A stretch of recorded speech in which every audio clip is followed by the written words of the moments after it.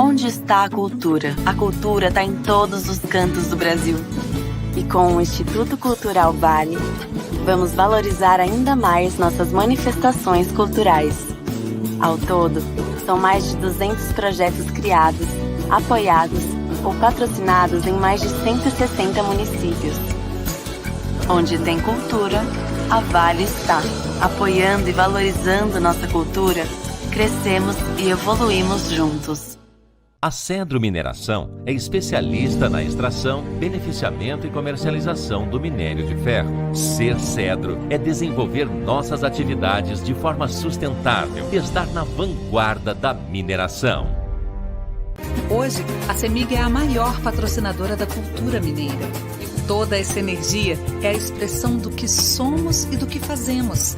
É a força da nossa cultura encantando os mineiros, o Brasil e o mundo. CEMIG, responsabilidade social. Essa é a nossa fonte de energia. Minas Gerais, governo diferente, estado eficiente.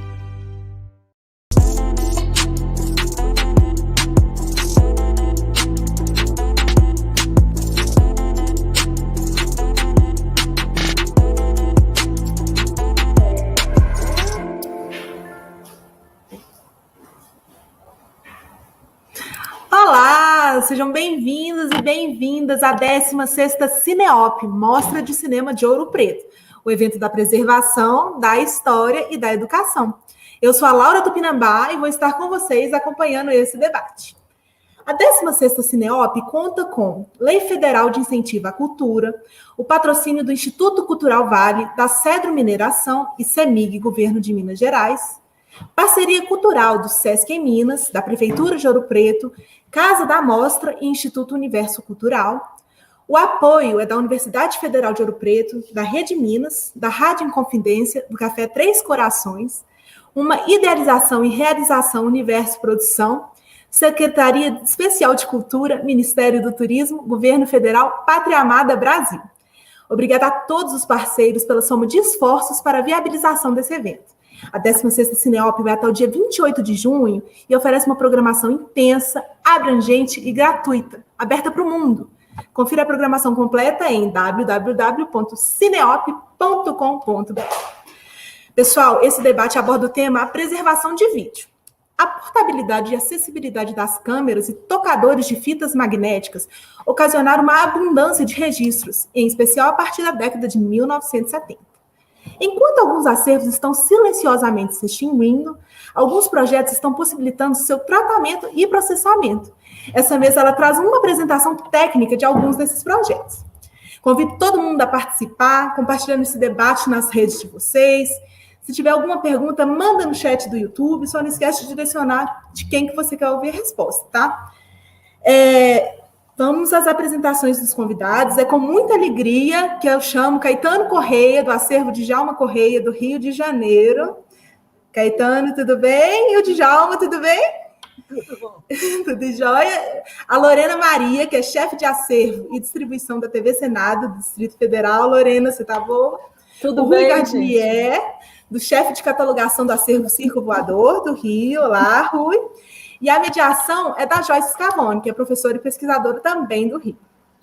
Boa tarde. Tudo bem, Joyce? Fiquem ligados, pessoal, que ao final da transmissão, a gente vai disponibilizar o QR Code para acesso exclusivo ao catálogo da 16ª Cineop, tá? Então não percam, ficam até o final. Vou passar a palavra para a Joyce, que vai ser a mediadora. Desejo a todo mundo uma excelente conversa e até logo mais. Boa tarde, muito obrigada, Cineop. Parabéns pela realização de mais uma edição. Vocês são maravilhosos, Universo Produções. E ao José Quental e a Inês Azengart, né, por esse convite. Bom, hoje nós temos convidados ilustríssimos e tenho muito prazer de fazer parte dessa mesa. E vamos começar pela Lorena Maria, que está representando, né? Ela tem um currículo extenso, mas ela vem aqui falar com a gente sobre o acervo da TV Senado.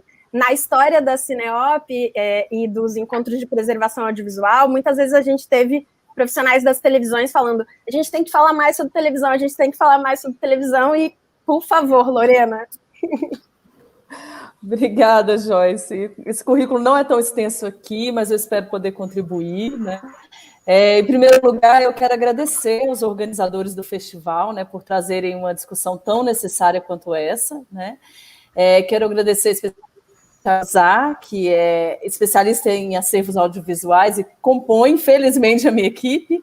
Ela que tem sido essa ponte entre a TV Senado e as pessoas que discutem preservação de vídeo no país. E quero agradecer a minha equipe, né? Eu vou nomear, porque são pessoas assim que têm cuidado diariamente da guarda do acervo da TV Senado, né?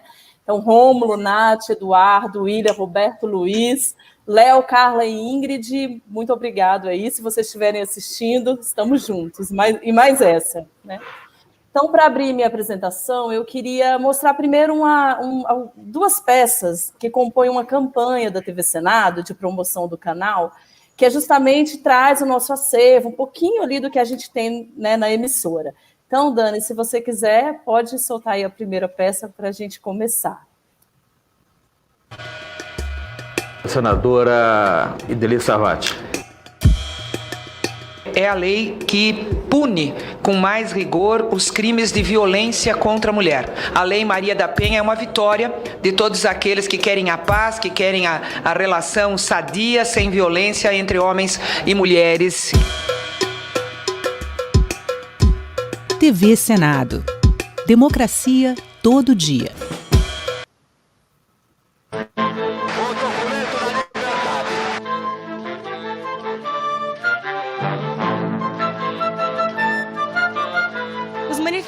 Conseguiram subir no prédio do Congresso. A sanção de perda do cargo de presidente da República.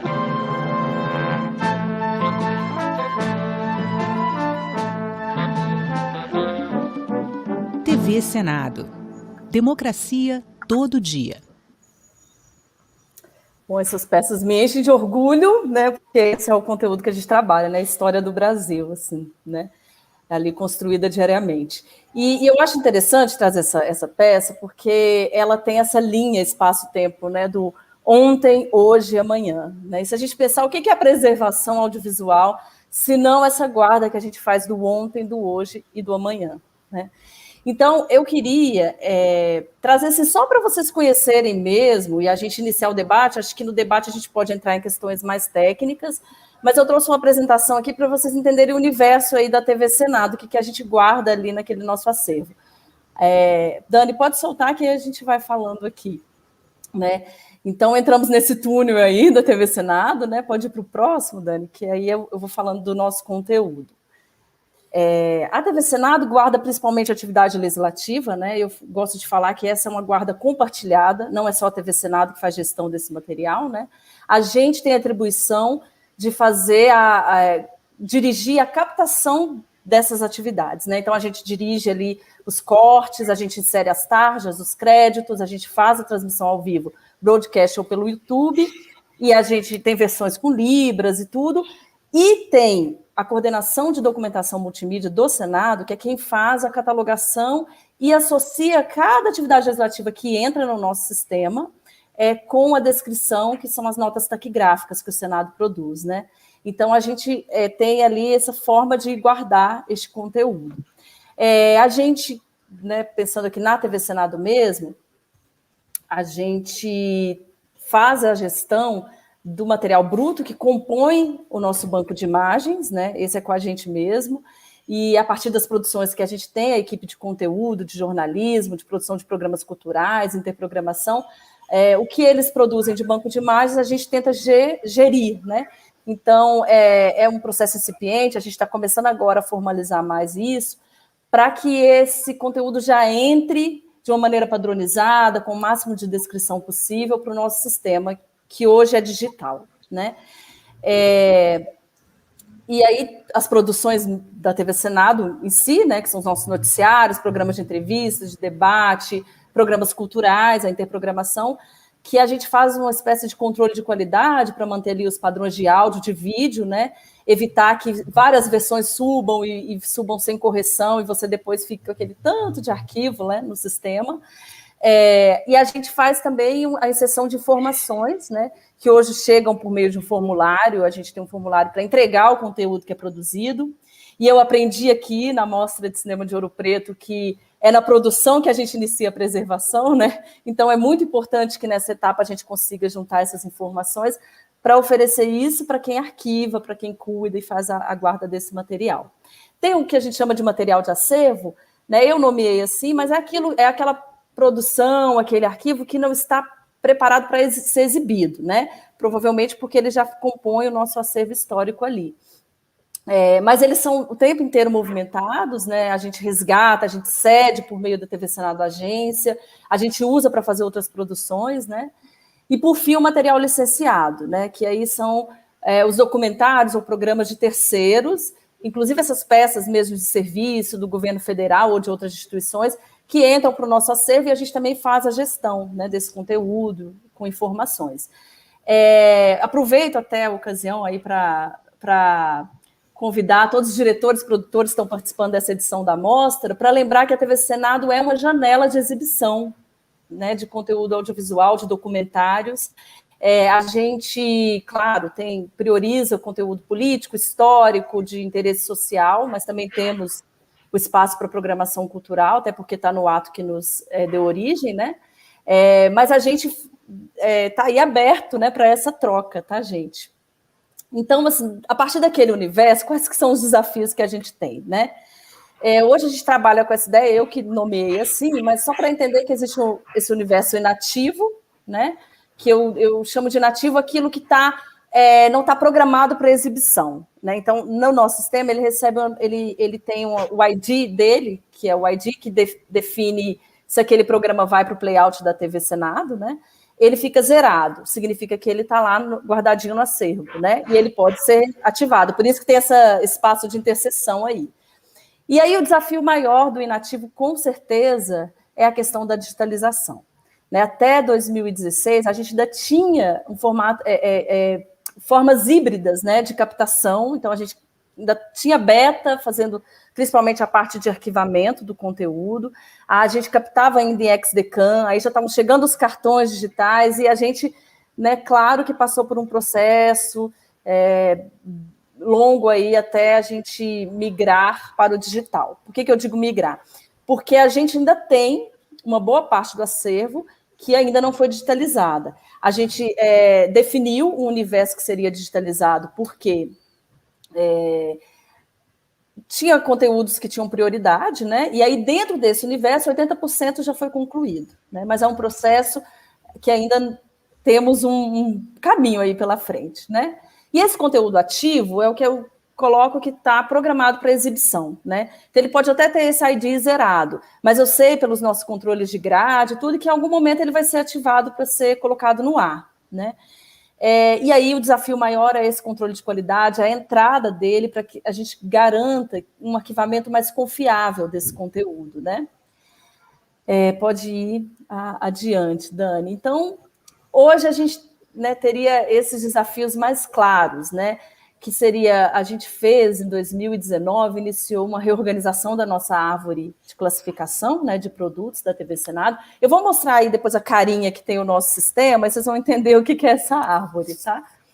Mas a gente, acho que tinha uma política, uma forma de fazer, que era eu produzir um conteúdo e depois eu tentava achar uma classe ou criava uma classe para que aquele conteúdo fosse abrigado. O que a gente fez a partir de 2019, não. A gente tem um catálogo de serviços e aí, a partir dele, eu vou criar um espelhamento de classes, né, nessa árvore. Então, tudo que eu produzir tem que entrar ali em alguma classe, né? Então, é uma inversão ali de uma lógica, né? Talvez essa tenha sido a maior contribuição. E esse controle de qualidade a gente conseguiu implementar, né, para a gente tentar tratar desse conteúdo que chega, isso já é uma rotina no nosso trabalho, e esse padrão de entrega, né, que facilita muito a vida de quem produz e de quem recebe o material, né? É uma espécie de formulário em que a gente, ali tem várias informações, a sinopse, a validade daquele produto, né, as palavras-chave, né, quem que está participando daquele programa e tudo mais. E os próximos desafios, né, a gente tem aí uma ausência de uma política de arquivamento própria, né, da emissora, mas temos essa consciência que precisamos ter, ainda não conseguimos desenhá-la, né? Tem aí essa próxima migração, porque hoje em dia o Archive, que é o nosso sistema, né, de gestão de dados, ele não arquiva em HD, então em algum momento a gente vai precisar de uma plataforma que abrigue o nosso conteúdo HD, né, hoje em dia é só SD, e aí nós vamos passar por essa etapa novamente, né? Espero que seja mais tranquila. E por fim, é isso que eu falei, né? A conclusão desse processo de digitalização, né? Que é um desafio mesmo. A gente guarda até hoje, só para deixar também aqui informado, todas essas fitas betas, né? XDCAM, elas ficam ali acondicionadas, talvez não nas melhores formas de acondicionamento, né? Essa é outra questão, mas elas existem e a gente tem ainda esse processo para ser concluído. Pode passar, Dani, para a gente ver aí um pouco a cara do Archive. Então, é um sistema, né, que a gente tem, um software que ele faz esse arquivamento, a gente consegue subir direto de uma ilha de edição para esse sistema, né? Consigo resgatar também, né, os arquivos. Aí a primeira página dele seria, né? Ele é uma área de pesquisa, então eu posso pesquisar ali pelo número do catálogo, pelas palavras-chave, pelo título do programa, e aparecem os resultados aí dessa minha busca, né? Pode passar para o próximo, por favor? Então, essa aí é a árvore que eu mencionei, não dá para ver ela toda, mas o Archive, ele é uma plataforma compartilhada, não é só a TV Senado que faz uso dela. Até porque lá em 2004, uma comissão que reunia a equipe de eletrônica, de informática, de acervo, da comunicação social, fez uma comissão para discutir esse arquivamento de áudio, vídeo, texto, foto, em uma plataforma digital. Então, é compartilhada com outros órgãos do Senado, né? Na nossa parte aí, vocês veem mais ou menos como está a nossa árvore, a partir da TV Senado ali, você vai tendo, a gente chama de classe mãe, né? A classificação de produtos. Está aí o primeiro banco de imagens, que hoje é dividido em atual histórico, né? E assim segue, né? Uma árvore bem frondosa. Aí a gente pode passar para o último, que aí seria um catálogo aberto, né? A gente tem aí as informações, como eu falei, a descrição, o título, tem o espaço para as observações do clipe em si, né? Um catálogo ele pode abrigar vários clipes, né? E eu consigo inserir várias informações no Archive, né? Como validade, né? Se ele é um licenciamento de terceiros, então várias informações ficam registradas aí. E aí vocês veem que tem vários, né, uma linha aí de clipes, porque tem categorias. Então, eu posso colocar associada a esse documentário, no caso aí é o documentário Jango em 3 Atos, que é de 2008. Eu tenho ali o material bruto ligado a esse documentário, banco de imagens, né? As chamadas do próprio documentário ficam associadas a esse catálogo, né? E esse tem sido aí a nossa plataforma, tem sido essa. E os nossos desafios, acho que a gente vai, ao longo desse debate, ver que tem muita semelhança, né? E depois a gente entra em mais discussões, estamos aí abertos, e é isso, gente. Obrigada.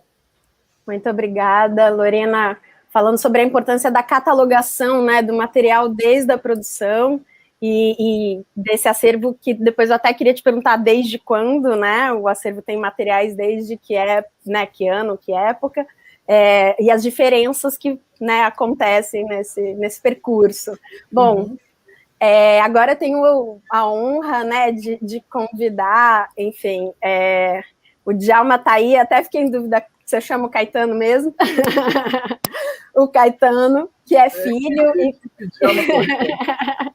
e preservador audiovisual, filho do Djalma Correia, percussionista maravilhoso e um sábio preservador da cultura brasileira e um sábio técnico e de repertório, né? Assim, tanto um ouvido para reconhecer o que nunca foi gravado, o que as pessoas normalmente não dão atenção, e a qualidade técnica de realmente captura e a consciência da preservação desse material histórico. Então, passo a palavra ao Caetano e ao Djalma. Obrigado, Joyce. Opa, Lorena. Oi, bom. Gente, primeiro agradecer aí o convite do festival, né? Não sei quem foi a persona por trás, foi o Zé, a Inês, os dois. Eu sei que o Hernani, assim, desde o primeiro papo que a gente teve lá com a Cinemateca do Humor, ele estimulou, assim, cara, vocês têm que contar o fluxo de trabalho aí, a gente que trabalha com isso, essas experiências são ricas e tal. Tá bom. Então eu tô aí fazendo brainstorm, assim, vi a Lorena resumir em épicos 10 minutos um fluxo de trabalho que eu falei, como essa mulher vai falar de né, arquivamento, catalogação em 10 minutos? Enfim, vamos lá. É isso. Então, eu acho que é muito mais um bate-bola a gente comentar alguns pontos em comuns, né? Por exemplo, assim, coisas que eu endosso aí, que a Lorena falou. Cara, metadados descritivos incluídos na reprodução da mídia. Sim, obrigado.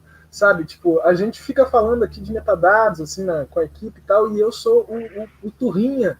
Tipo, cara, a descrição disso, a longuíssimo prazo, se ela não tiver no suporte de reprodução, vai se perder. Metadado embutido a longo prazo, você não tem segurança do sistema que vai gerenciar isso. Tipo, você pega banda de fuzileiros navais, gravação da Casa Edison. Você sabe que é banda de fuzileiros navais da Casa Edison. Chegada do trem na estação. Você sabe que é os Lumière, tá lá o quadrozinho. Sabe? Tem umas coisas que não é muito para inovar. A gente pode acrescentar, mas deixar de fazer... Enfim. Tem uma coisa ali que a Joss comentou também, de guardar a mídia original, né? Agora, o que mais me assusta, assim, eu estou agora gerando muito arquivo nato digital, gravando o senhor aqui durante o processo de digitalização, ele comenta os materiais e tudo está sendo gravado em flashcard, e né, a gente não tem estofo de guardar 1000 flashcards, então não tem uma mídia original, a gente tem um fluxo digital de arquivos que né, atravessa HDs, nuvem, backups, mas você não tem uma origem, né, material da coisa. Isso é preocupante.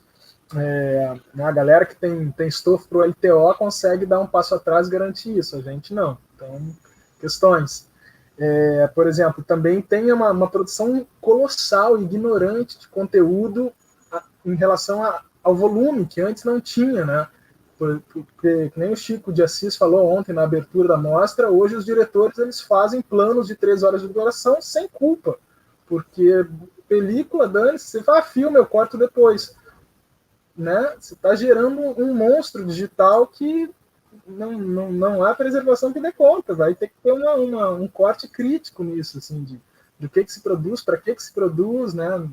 Enfim, eu acho que todas essas questões assim partem, é um ciclo, né? A gente produzir, preservar e pensar o porquê que a gente está produzindo, por que a gente está preservando e refinar isso, essa curadoria digital, né? Eu acho que é uma coisa que eu, pelo menos, me cobro aqui, porque senão você produz coisas numa quantidade louca, assim. Bom, só para comentar as coisas que a Jade falou ali, de apresentar aqui o acervo, acho que eu vou passar um pouquinho a bola para o meu pai, para falar um pouco, mas via de regra é isso, assim, o trabalho que a gente tem feito até agora é da digitalização dos materiais analógicos, né? A gente foi contemplado com um programa de Itaú Cultural, através da figura de Cecília Mendonça, que está fazendo uma tese de doutorado sobre meu pai. Com esse movimento agora, a gente fez esse novo fluxo de trabalho, que é uma coisa que já vem há muito tempo, né? Nesse texto que eu botei no catálogo da mostra, eu tentei um pouco dar esse panorama, de que não é as ações de digitalização, elas não surgem como um messias redentor, mas elas são um fluxo de trabalho constante, né? E aí é que entra também, eu acho que a importância da gente pensar em parcerias e associações, que de novo, cai naquilo, por que você preserva? Para guardar, sentar em cima, né? A preservação, ela entra numa lógica de compartilhamento e tal, e se você vê, as coisas, elas se perpetuam na história através do uso, do afeto, né? Isso é uma coisa que o Hernani falou, assim, que putz, é total por aí, né? Tipo, o Hernani tem lá coisas preciosíssimas, ele bota os estagiários de graduação para botar a mão em cima, tu fica, gente, tá certíssimo, é isso, sabe? Se a galera não mexer, né? Eu sou biólogo de formação, e aí é uma coisa também, eu fico vendo pontes, assim, né?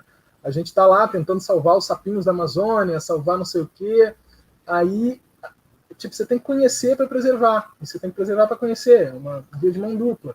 Aí numa palestra, depois eu vi o Fernando Meirelles falando, cientistas, ninguém liga para o sapo de vocês têm que criar narrativas, histórias, né, que captem as pessoas para isso. Então eu acho que é muito isso, assim, esse espaço que a gente está agora é justamente essa estratégia, né, de significar o material através de uma relação de parceria, de interesse comum, né? Para daí a gente ver né, a gente sabe a importância que as coisas têm, mas é a partir do diálogo que a gente significa isso num elo maior. Passa o Djalma, vai lá.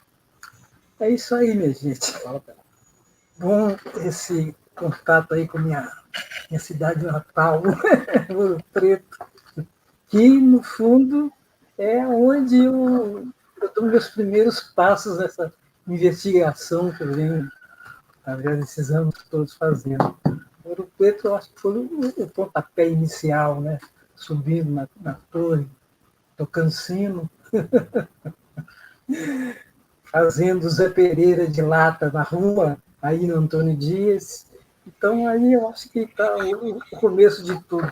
E aí, então, vem depois essa segunda fase, que eu diria assim, mais investigativa, que já é em Belo Horizonte.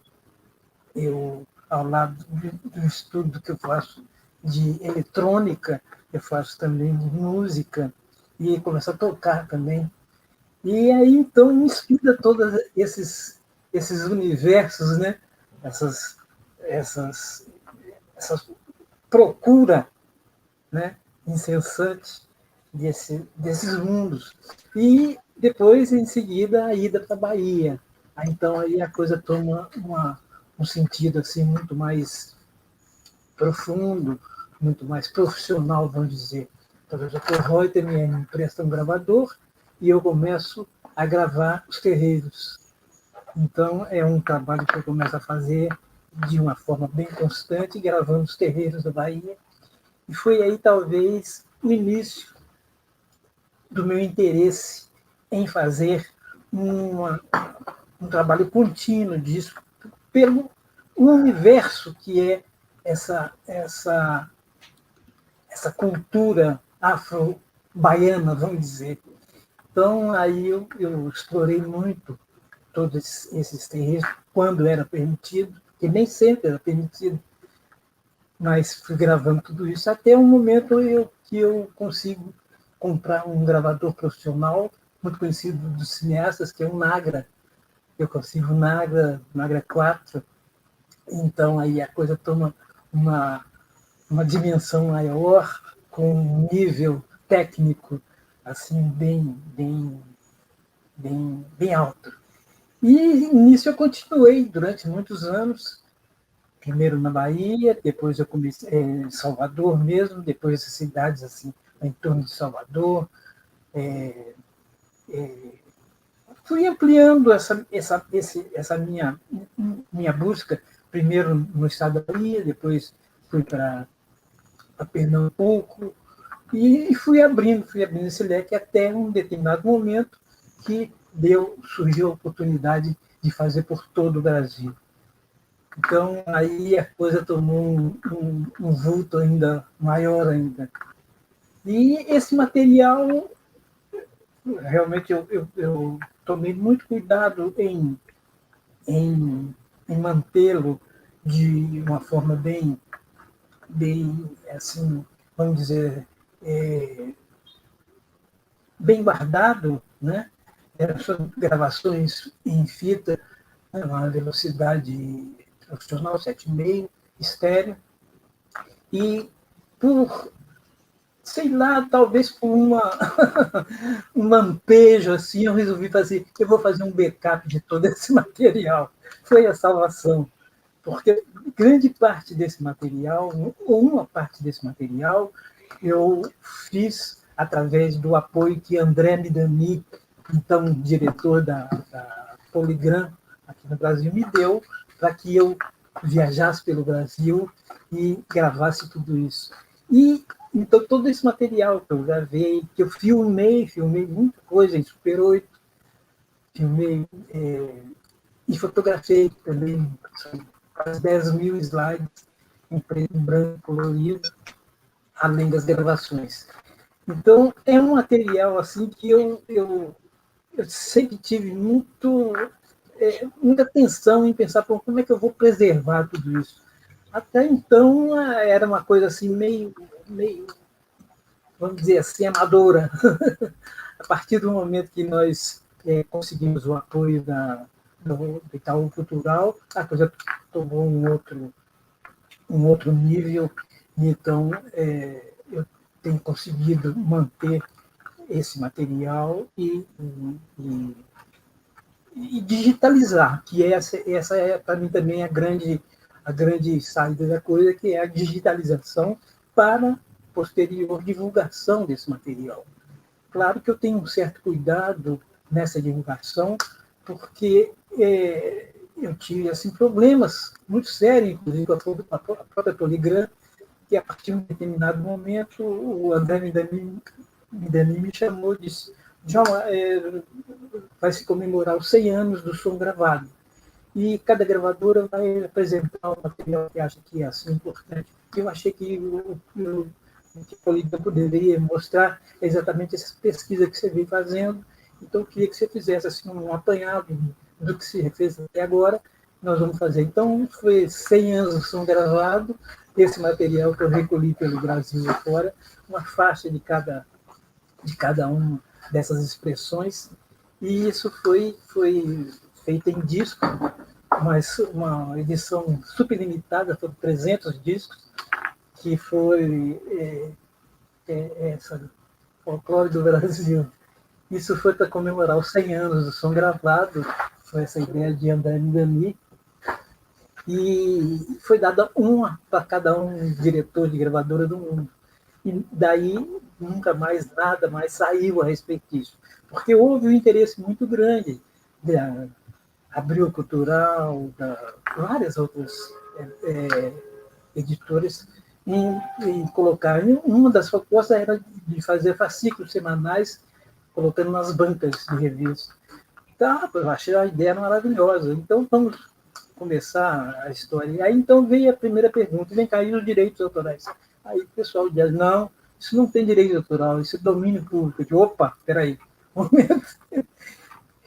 Que é domínio público, eu não sei. Agora que tem direitos autorais, isso aí eu vou ter que brigar com vocês. Porque se não tem direito autoral, tem o direito de intérprete ou coisa semelhante. Porque o que vai acontecer é o seguinte: eles vão fazer a edição disso e colocar nas bancas de revista. Aí uma mãe de santo, lá não sei de onde, vai ver, diz: olha aí, aquele material que eu gravei está aqui sendo vendido e eu nunca recebi nada. A fotografia que vai para a boca do sapo vai ser a minha, não é a sua. Então, não tem edição desse material enquanto isso não for resolvido. Eu tentei 1000 maneiras de resolver esse impasse. Várias idas a Brasília, mas era, não sei se ainda continua, uma coisa assim muito sem consistência. Então, eu fui procurando caminhos, né? Eu propus, inclusive, uma delas assim: o que fosse de cultura negra iria para a Fundação Palmares, o que fosse do índio ia para a FUNAI, e o que era das culturas que vieram do Brasil para a Casa do Imigrante. Foi uma tentativa de, quer dizer, me colocar numa posição assim, vamos dizer assim, mais clara em relação a esses direitos. Mas isso também não foi possível. Afinal das contas, esse material é um material que não teve divulgação. Essa divulgação está restrita a esses 300 discos somente, que saiu pelo... Nunca mais saiu coisa mais nenhuma sobre esse projeto. Então, é esse material que nós estamos trabalhando, principalmente o Caetano, que está, vamos dizer assim, na cabeça do projeto, com toda essa vamos, sistematização, a digitalização, a salvaguarda de todo esse material, a própria conservação, que é um grande problema também, mas o processo está indo. O que eu pretendo é dar continuidade, porque é material para se trabalhar durante muito tempo, que é um vastíssimo material, que além de toda essa parte de folclore, eu tenho ainda toda uma documentação de shows inéditos, momentos assim da música popular brasileira muito especiais, que eu, com o meu Nágua, estava lá captando. Então, misturou tudo isso, é um acervo muito rico, com muita informação e que eu sei que vai existir muito interesse de pessoas que estão trabalhando nesse sentido de investigação dessas informações, né? E são informações assim que não tem muita coisa, né?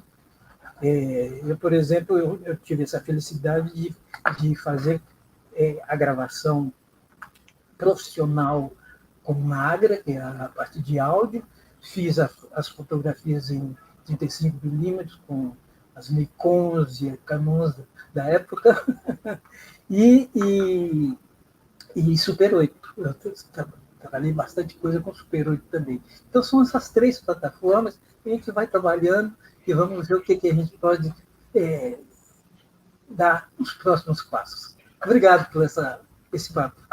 A gente, só para fazer um contraponto, passar a bola aí para o Rui, sobre isso que meu pai mencionou dos direitos autorais, é um dos eixos mais importantes, assim, que a gente pensa muito aqui, né?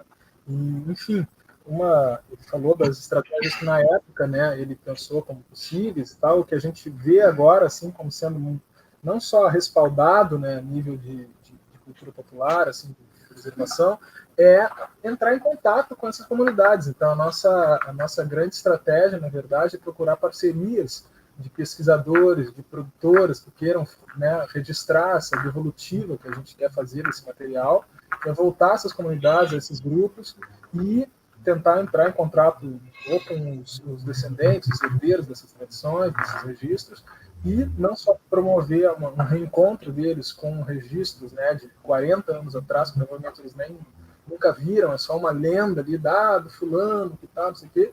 O sujeito aqui gravou o fulano há 40 anos atrás. Então, eu acho que é isso, assim, que volta para aquela estratégia que eu falei lá no início. Preservar por quê?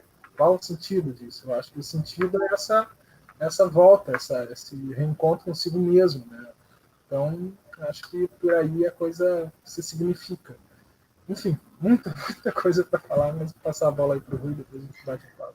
Bom, apesar de chamar atenção para a importância do acesso, eu tenho que destacar a clareza e a objetividade, a consciência com que o Caetano escreve o texto dele, que está no catálogo, na página 144, recomendo fortemente, e dentre outras informações, né, que ele não deu tempo aqui por enquanto, ele fala que o Djalma, ele gravou, por exemplo, alguns coleguinhas que tocavam junto com ele, né, como Caetano Veloso, a Gal Costa, o Gilberto Gil, a Bethânia, o Tom Zé, ali nos primeiros shows, né, dentre outros enormes, né, materiais, muitos materiais, e o Caetano fala de algo que eu acho muito relevante, e nem sempre as pessoas têm essa consciência, que ele coloca todos os momentos em que houve um esforço para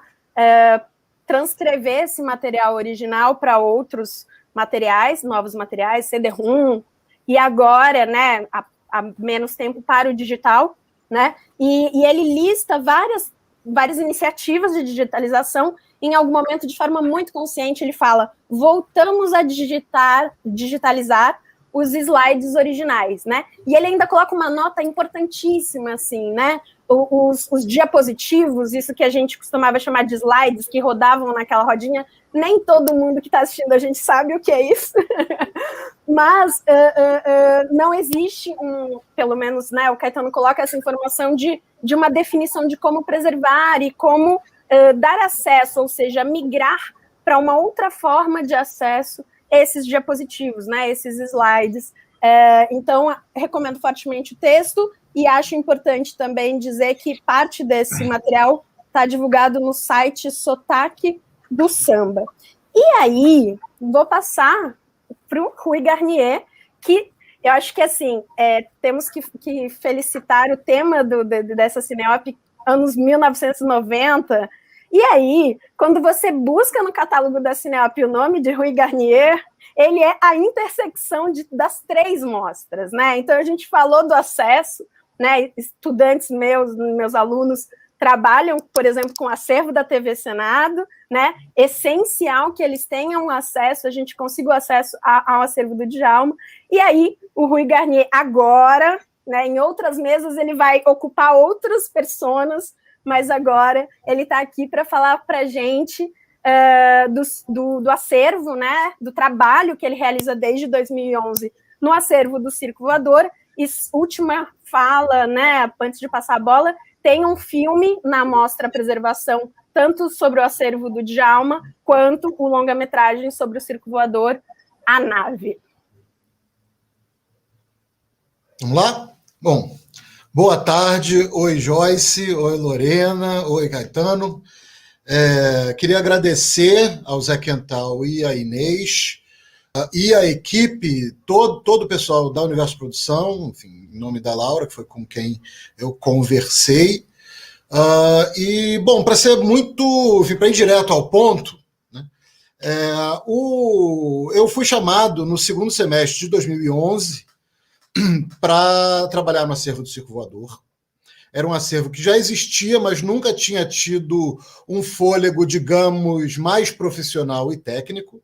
Ele existia mais na vontade, enfim, na guarda de algumas fitas, assim, mas assim, mais na guarda do que num esforço continuado, né, de preservação, conservação, digitalização.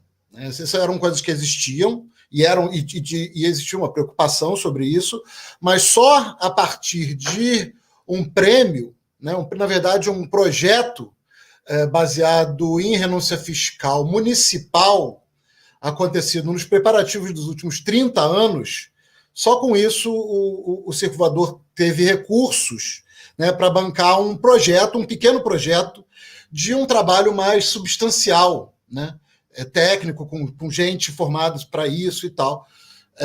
Eu não sou o caso disso, né? Eu sou formado em jornalismo, mas o Marco Dreyer é especialista especificamente em preservação e em preservação de materiais audiovisuais. A Nauara Morales também, enfim, trabalhou, enfim, museóloga, e a Nauara eu já tinha trabalhado no Tempo Glauber, né? Esse é um projeto de mais envergadura, envolvia uma organização arquivística, né? Enfim, diversas séries, etc. O projeto Circo Voador não tinha como ter essa dimensão, né? Ele era um projeto de 3 pessoas com um planejamento certo mesmo de 1 ano. Então, o que tinha que se fazer era uma tática meio de guerrilha para deixar o essencial preparado, né? E se houvesse uma continuidade, ok, dali se parte, mas principalmente fincar o pé, né, em um determinado número de procedimentos e, enfim, botar mãos à obra. O que se tinha, né? Enfim, e finalmente a gente foi chamado, né, a implementar o trabalho em dezembro de 2011, e eram basicamente 2 tipos de mídia, as prioritárias, né, enfim, que era o material de vídeo, o tratamento era primeiramente para esse material de vídeo. Os materiais dos anos 80 e dos anos 90 são quase todos em VHS, né? Tem um material residual em uma TIC, mas enfim, é muito à parte. Ele não é nem, deve ser 2 pontos de décimo percentual da metragem inteira do período dos anos 80 e dos anos 90. O Circo Voador foi fechado em 96, né? E ele foi reaberto em 2004, e desde a reabertura até lá onde a gente estava trabalhando, o material era filmado em mini DV. Os formatos, né, que a MDV permite, 4x3, 16x9, 1080, 480, tem tudo disso. Inclusive tem 16x9 num formato de 4x3 e assim por diante, umas maluquices. Mas, enfim, o essencial era digitalizar todo esse material, uma vez que existe esse indicativo de que, ao contrário da película cinematográfica, que, se preservada nas melhores condições, sobrevive, o material magnético, você não pode fazer isso, né? Ele, de uma hora para outra, ele pode... que não tem síndrome do vinagre para anunciar a morte, né? A morte da fita magnética não é anunciada. Então, o primeiro procedimento é digitalizar tudo e depois você guarda na medida do possível. O acervo Circo Voador guarda, até hoje, né, todas as suas mini-DVs e suas VHS.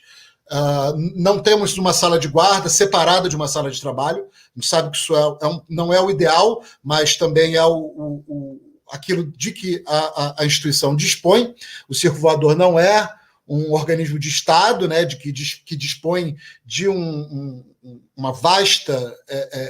vasto aporte de recursos. Muito pelo contrário, o acervo do circo ele é deficitário, ele sempre tem que ter o input da arrecadação, que, enfim, nunca é o ideal para uma instituição desse tipo, né? O ideal seria algum tipo de patrocínio, né, de alguma empresa ou de algum órgão sensíveis a essa questão da preservação, né? No entanto, o circo, tirando alguns editais muito pontuais, o Circo Voador continua trabalhando a partir dos recursos do próprio, né, de receita do próprio Circo Voador, e agora, desde março de 2020, com o Circo Voador fechado, por conta da pandemia, vocês imaginem a pindaíba em que nós estamos nesse momento. Mas, enfim, falando do acervo mais especificamente, né, eu fui chamado para fazer a catalogação do material, o Marco Dreyer foi chamado para para estabelecer uma metodologia de digitalização, e os três, né, eu, Marco e a Nauara, pensamos em organização de base de dados, coisas assim. Acabou que eu fiquei mais responsável por implementar a parte final, mas a parte do essencial de estrutura foi uma discussão a três. Esse material, enfim, já tinha tido parcialmente uma digitalização em VHS, mas uma digitalização não profissional. A gente procedeu, então, à digitalização enfim, das fitas VHS e das fitas mini-DV, né? Algumas, por conta de um prêmio ganho, posteriormente, a gente conseguiu redigitalizar mais profissionalmente num serviço externo algumas dessas fitas VHS, aquelas consideradas mais preciosas ou que tinham algumas dificuldades de execução, né, nos aparelhos que a gente tinha. Mas, enfim, em todo caso, as fitas mini-DV foram digitalizadas num deck de mini-DV, e na impossibilidade de comprar uma placa de vídeo específica para VHS, né, hoje, enfim, fizemos um cabeamento de modo que o deck mini-DV também fosse utilizado para fazer essas digitalizações das VHS. Esse trabalho encontra-se 100% realizado, né, à exceção de algum material residual que era considerado redundante, pelo menos num primeiro momento, em que não se sabia quanto tempo ia durar o trabalho, enfim, ou iam durar os recursos para o trabalho, né? Então, material, enfim, por exemplo, se algum artista tem uma temporada de 8 terças, né, algumas dessas terças-feiras, né, com setlist igual, etc., sem convidados especiais que diferenciem o projeto, alguns desses não eram digitalizados. Tirando isso, todo esse material que a gente tem até hoje foi digitalizado, né, e encontra-se disponível para pesquisa in loco, não virtual. Depois, uma coisa que eu me deparo, né, enfim, com as falas da Lorene e do Caetano também, é também a preocupação com materiais que não têm suporte, que foram filmados diretamente em cartões de memória e jogados para HDs. O Circo Voador também não dispõe de suporte LTO, né, para ter um terceiro backup.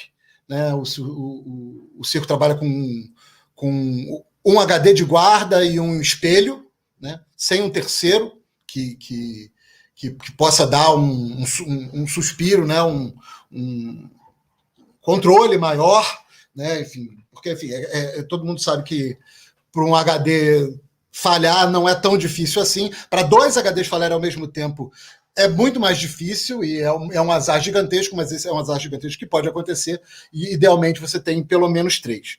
Sobretudo em material sem suporte, ou seja, que você não pode digitalizar de novo. Enfim, em todo caso, ainda permanece sendo uma luta, é algo que está no horizonte, mas por conta de dificuldade de recursos não foi possível implementar até agora. A base de dados, esse é um dos meus maiores orgulhos, né, enfim, no acervo do Circo Voador, que desde o começo existiu uma vontade não só de catalogar fisicamente as fitas, mas de catalogar conteudisticamente. Você abre as fitas, vê a fita inteira e vê quais são todos os músicos que estão tocando. Mas numa música tá o baixista larga o baixo e toca bongô. Ok, vai mostrar, tá tocando bongô. Quais são os convidados? A Beth Carvalho tocou na música 7, 8 e 9, depois foi embora. Então você especifica, ela toca só nessas 3 e tal. Ou seja, fazer uma descrição completa do conteúdo, do ponto de vista dos artistas e do ponto de vista das músicas, todas que são executadas. E, além disso, algumas outras... Enfim, isso, na verdade, isso foi um experimento, porque não se sabia, né, de primeira se isso era factível, ou seja, se do ponto de vista do trabalho, né, fazer isso ia fazer com que um item durasse 2 dias de pesquisa, ou se um item de 2 horas durava 2 horas de pesquisa, ou seja, se dava para fazer em tempo real. Acabou que essa implementação foi possível, foi factível, porque, de fato, quase a grande maioria do material dava para ser catalogada, enfim, rápido, né? Alguns artistas mais difíceis, né, que envolvem muito música improvisada, música que não tem disco nenhum, ou música com versões muito diferentes, como Hermeto Pascoal e Egberto Gismonti, esses realmente demoraram alguns dias para você completar uma digitalização, eventualmente tendo que acessar músicos que tocaram no dia para ajudar, mas, enfim, finalmente foi tudo completo, e a base de dados hoje, ela não é 100% do ideal, mas ela, pelo menos, ela tem um número de campos específicos que você pode pesquisar. Então você pode, claro, né, Circo Voador, todo mundo quer saber Barão Vermelho com Cazuza, Paralamas de Sucesso, né, enfim, Hermeto Pascoal, Caetano Veloso, Ney Matogrosso, etc, etc. E você pode, enfim, mas na base de dados do Circo Voador você pode pesquisar todas as vezes que alguém tocou gaita no acervo do circo. Você pode pesquisar um artista específico. Ele foi percussionista do Barão Vermelho, depois tocou com do Barão Vermelho, depois tocou com sei lá quem, depois tocou com sei lá quem. Vai ter o nome dele lá, bonitinho. Não em tag, mas se você fizer pesquisa nominal, você vai achar, enfim. A homonímia é um problema, mas o pesquisador aí se vira com isso. A gente também pode ter uma pesquisa específica por música, então se você quiser saber todas as vezes que alguém fez cover de Satisfaction do Rolling Stones, você também pode ter esse acesso específico, e você tem campos de busca gerais também, né, que podem permitir uma pesquisa mais ampla por palavra. Por exemplo, se alguém tem pedido de casamento no palco ou na plateia, né, e o show parou por causa disso, você consegue descobrir uma coisa desse tipo, por exemplo.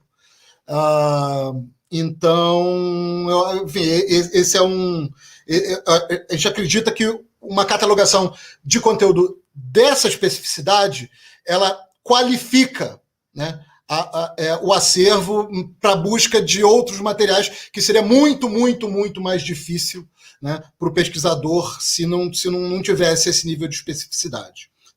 Bom, hoje em dia, o acervo conta só com 2 pessoas, comigo e com a Karina Tomás, que faz, às vezes, enfim, dessa pessoa que faz o trâmite de in e out, né? Ou seja, receber o material dos shows que acontecem, enfim, que acontecerão depois que o circo retomar no fim dessa pandemia, e recolhe o material de informação necessário daquele material que você só pode ter no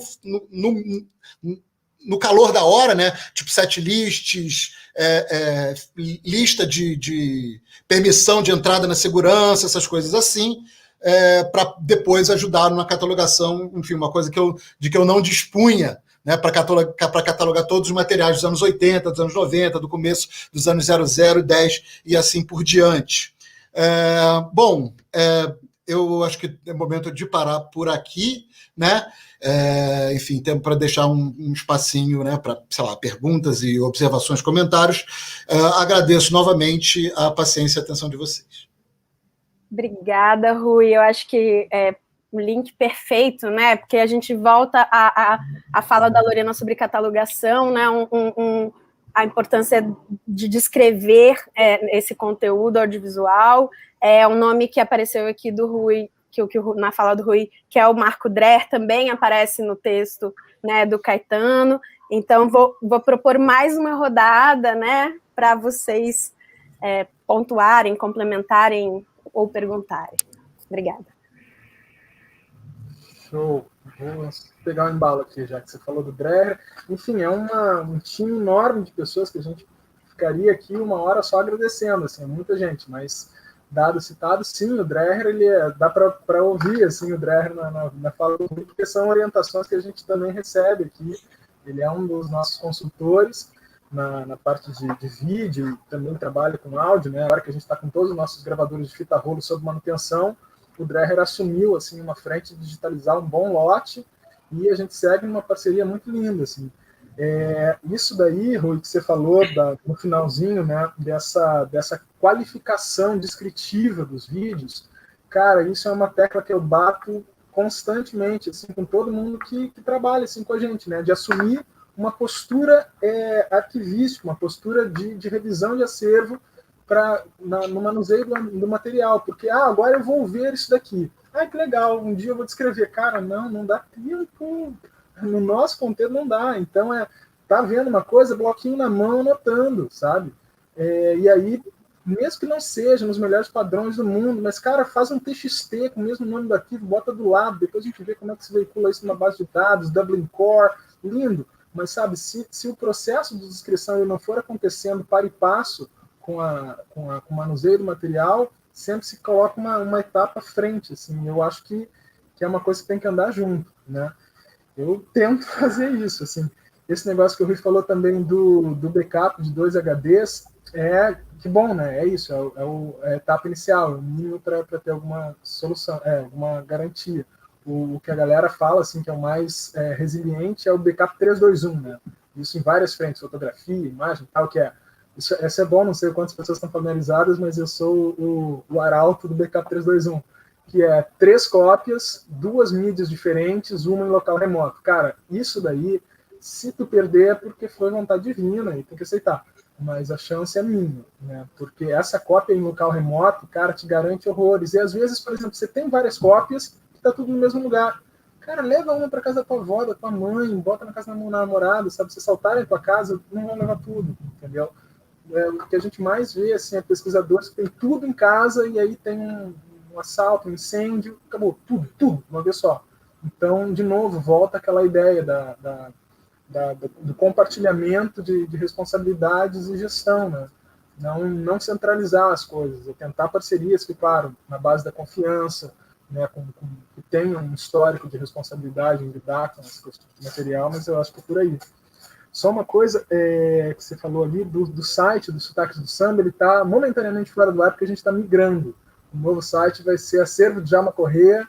Em breve, a ideia é ser isso, é um portal, né, que a gente vai tentando resgatar essas iniciativas anteriores de veiculação desse material, de digitalização, e ele ser um aporte a novas parcerias também. Então, em vez de fazer vários sites, cada um para um projeto novo, a gente vai ter um uma porta de entrada onde os parceiros vão se chegando à roda. Mais uma coisa que o Rui falou também da emergência da digitalização das mídias magnéticas, né? Tem a própria IASA, que é um dos órgãos que o Dreher referencia, eles têm uma chamada de salvaguarda para a urgência da digitalização das mídias magnéticas. A gente perde realmente a dimensão da fragilidade do digital. A Inês Aisgar, acho que no volume 10 de comemoração do Cineop, ela tem um texto dela, está até no site dela, que é o digital não vai esperar, está lá nas minhas referências, que é isso, assim, a gente tem que se ligar que o digital ele é mais frágil que o analógico. Por mais que ele tenha uma definição infinitamente maior, que ele passe essa sensação, né, da tecnologia no seu ápice, ele é frágil, né? Então, acho que é um shift changing que tem que falar. Enfim, muita coisa. Vou passar a bola para a Lorena, se ela quiser falar alguma coisa também, mas bom demais o papo, gente. Nossa, é muito bom ouvir, né? A gente se sente assim, contemplado em várias questões e também assim entender como trabalha as pessoas que lidam com o acervo, né? Um trabalho hercúleo, porque geralmente nem tudo está tão amarrado, tão bem descrito assim, então você vai fazer isso posteriormente, né? E geralmente é muito material, né? Só uma coisa que é interessante da sua fala, né, Caetano, que há essa percepção, é natural também, que a gente pensando que hoje você tem plataforma YouTube, então tá tudo lá, tá em algum lugar, a gente tem uma percepção de que as coisas estão salvas, e elas não estão. YouTube é uma plataforma privada, né, não é um domínio público, né, e eu acho assim que ao mesmo tempo como é bom a gente hoje ter conteúdo digitalizado na TV Senado, porque a possibilidade de ofertar isso, né, para outras pessoas, para que elas trabalhem em cima desse conteúdo da TV Senado e usem para fazer documentários, para fazer pesquisa, para fazer outras reportagens, é muito mais acessível, né, do que eu ter que descarregar de uma beta para uma outra plataforma para enviar, né? Então, assim, é sempre esse trabalho aqui de você não perder do horizonte a facilidade, mas também lembrar que nada é perfeito e seguro, né, completamente, né? Tinha uma pergunta, eu acho que, né, Joyce, de uma pessoa que está nos acompanhando, você quer... Isso, a Denise, ela falou, no acervo do órgão público onde trabalho, há muitas fitas VHS com reportagens de TV sobre a instituição. Se digitalizar, é necessário pedir autorização das emissoras de TV para colocar no ar? Então, essa eu vou me atrever a responder, mas é uma questão que envolve várias situações. Primeiro, quais emissoras que fizeram a reportagem, né? Geralmente as privadas, elas têm um comportamento de exigir mais essa autorização.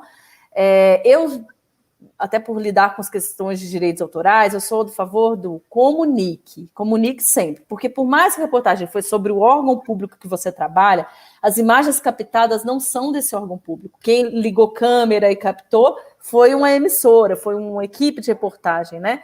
Então, essas pessoas têm esse direito de imagem sobre aquilo, né?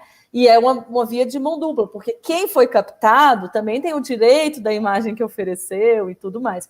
Então, eu sou a favor, assim, deixe sempre tudo muito transparente, gente. O processo de troca de conteúdo tem que ser transparente, né? É importante avisar, temos aqui esse conteúdo sobre o nosso órgão, mas quem captou foi vocês, e queremos veicular ou queremos transmitir, colocar na plataforma, né? Eu creio que não há grandes problemas. E para quem nos assiste, né, e quiser, sempre que quiserem pesquisar conteúdo audiovisual da TV Senado, por exemplo, para pesquisa, o que está digitalizado, é mais recente, está no YouTube. Mas se vocês não encontrarem lá, a gente tem, né, o e-mail que é para todas as pessoas que precisarem da gente, que é o CEACER, né, com S, SEACER, @senado.leg.br. E aí vocês enviem para lá a pesquisa que a gente vai tentar achar o conteúdo que vocês procuram, tá? Falar para o Rui aí, que bom, Rui, você falando da forma de descrever, eu fico imaginando, claro, porque como que você perde um evento que está lá, a Beth Carvalho fazendo uma participação especial, e você não ter isso registrado, né? Então, fiquei pensando aqui, tudo que a gente tem que já pode ter se perdido, por essa falta de precisão, né? Vou passar a palavra para o Rui, então eu queria chamar a atenção no texto dele, ele fala dessa iniciativa da Maria Jussá, e do Sérgio Pel, né, também desse registro desde outubro de 1972, que é, né, uma grata surpresa, enfim, vai lá, Rui. É uma coisa que você não imagina, né, o circo, enfim, uma casa de shows ter como prática, né, enfim, gravar esse material. Você não tem o acervo Canecão, você não tem o acervo Noites Cariocas, você não tem Morro da Urca, nada disso, assim, são coisas que todo mundo fala, sabe, Dama Choque, coisas assim, casas lendárias que acabaram e você até tinha um programa de TV, então quem gravou no VHS na época e tal, essas memórias resistem, alguém joga no YouTube e tal, mas como esforço de instituição é uma coisa absolutamente enfim, maluca, utópica, doida e genial, da Maria Justaí, do Sérgio Pel. Sérgio Pel também cineasta, curta-metragista, militante para o cinema brasileiro, poeta, mas enfim, várias coisas ficaram, enfim, por dizer aqui, era muita coisa. Alguém perguntou se a gente consegue acessar a base do Circo Voador. Essa é uma das nossas lutas, né? A base ela só é acessável em loco, né? Ou seja, nos terminais do Circo Voador. E mandando e-mail acervo@circovoador.com.br, a gente faz essa pesquisa por você e responde com tudo que tem. Existe uma briga, existe uma luta para fazer com que essa pesquisa exista online, ou seja, para você consultar o que existe e o que não existe, né? Na base, existe um link para você abrir o arquivo MP4 comprimido, né, da digitalização full, né? Mas isso, para liberar isso, precisaria um esforço hercúleo para liberar os direitos autorais de todas as músicas, de todos os artistas. Isso é absolutamente infactível, né, diante da equipe que o acervo tem, mas pelo menos o ideal seria que a base de dados pudesse ser consultável, mesmo que os próprios arquivos não.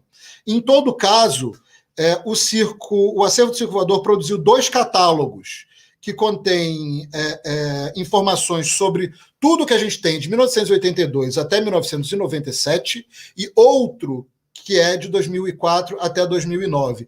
Esses, você pode botar acervo Circo Voador 1982, 1997, vai aparecer, tem no ISU e tem no próprio site do Circo Voador, e o outro catálogo a mesma coisa, né?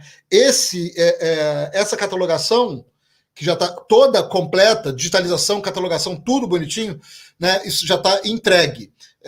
No momento, a digitalização já está completa e a catalogação ela está no segundo semestre de 2016. Né? E, enfim, em alguns anos nós chegaremos no dia a dia, né? Na catalogação dos eventos da semana anterior, mas ainda não se chegou lá. E uma última coisa a falar é que, enfim, como todo mundo sabe, março de 2020, todos os eventos que envolvem aglomeração física acabaram em território nacional, e se não acabaram, deveriam ter acabado. O Circo Voador, consciente que é de tudo isso, antes mesmo, né, de ter qualquer tipo de decreto proibindo, ele já se antecipou, botou todo mundo em férias coletivas, e aí quando a gente voltou, bolou alguma ideia para manter o Circo Voador vivo durante a pandemia, e a ideia foi fazer programas, né, de shows históricos na casa, né, que só foram possíveis justamente porque a gente tem um acervo, a gente pôde fazer um painel de vários shows que o Luiz Melodia ou a Elza Soares fizeram ao longo de uma trajetória de anos no circo, ou pegar alguns shows específicos de alguns artistas, né, alguns que não estão mais entre nós, como a Cássia Eller, alguns que estão firmes e fortes e ativos, como Hamilton de Holanda, enfim, Casuarina, entre outros, e, enfim, pegar os momentos lendários, enfim, shows importantes, e fazer uma exibição na medida do show. Todo sábado, 10 da noite, ou toda sexta, 10 da noite, né, vamos botar isso com todo mundo ao vivo no YouTube para a gente comentar, etc. E, de alguma forma, o acervo foi o que manteve o Circo Voador ativo, né, pelo menos do ponto de vista de promover entretenimento, arte, música, alegria e aglomeração, mesmo que virtual, né, para as pessoas nesse período tão duro, né, que a gente vive. Nossa, Rui, incrível, gente, que papo incrível, maravilhoso. Eu estou aqui encantada escutando vocês. Parece que a Joyce caiu e não voltou, mas a gente está chegando ao final aqui dessa conversa. Eu queria agradecer demais pela participação de vocês, pela participação do Djalma, do Caetano, Lorena, Rui, eu achei que foi super rico. Tem uns contatos que vocês compartilharam, eu vou colocar no site, tá? Vou pegar direitinho, pessoal, então... Esses contatos vão estar no site com o e-mail, enfim, eu vou vincular tanto no acervo do Djalma Correia, como do Circo Voador, a Lorena tiver como passado TV Senado também, a gente coloca disponível, tá? Eu queria agradecer todo mundo que participou, né, aqui do debate, foi um grande prazer estar junto. Eu convido todo mundo a rever esse e outras conversas no YouTube da Universo Produção. Se inscreve no canal, siga as nossas redes e fica por dentro de tudo que acontece nos bastidores desse encontro que trata o cinema como patrimônio. Gente, como prometido no início da transmissão, agora tem um QR Code do catálogo, foi dito, o catálogo está incrível, tem texto do acervo de Djalma Correia, tem texto do acervo do Circo Voador, tem texto do acervo da TV Senado. Não deixa, eu vou deixar bastante tempo aí para vocês conseguirem registrar, porque o catálogo está incrível, só apontar a câmera do seu celular que você vai ter acesso direitinho.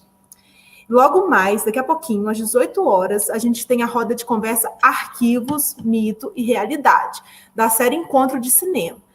A participação é dos incríveis Joelzito Araújo e do Silvio Bach, e a mediação é do jornalista Marcelo Miranda. Convido todo mundo de novo a acompanhar e assistir gratuitamente toda a programação da 16ª Cineop, que está no ar até o dia 28 de junho. No site da Mostra, além dessa programação completa, também está disponível o link para doações para o programa Mesa Brasil Sesc. Através dele, você pode contribuir com 2 instituições de Ouro Preto, o Lar São Vicente de Paula e a PAI Ouro Preto. A gente agradece desde já a sua colaboração, porque juntos a gente ajuda quem precisa, a sua doação faz toda a diferença. A você, nossos patrocinadores, parceiros, colaboradores, equipe de trabalho, profissionais do audiovisual, da cultura, da educação, amigos da imprensa que estão participando da 16ª Cineop, o nosso muito, muito, muito obrigada. Fiquem conosco e até a próxima, gente. Obrigada. Obrigada, gente.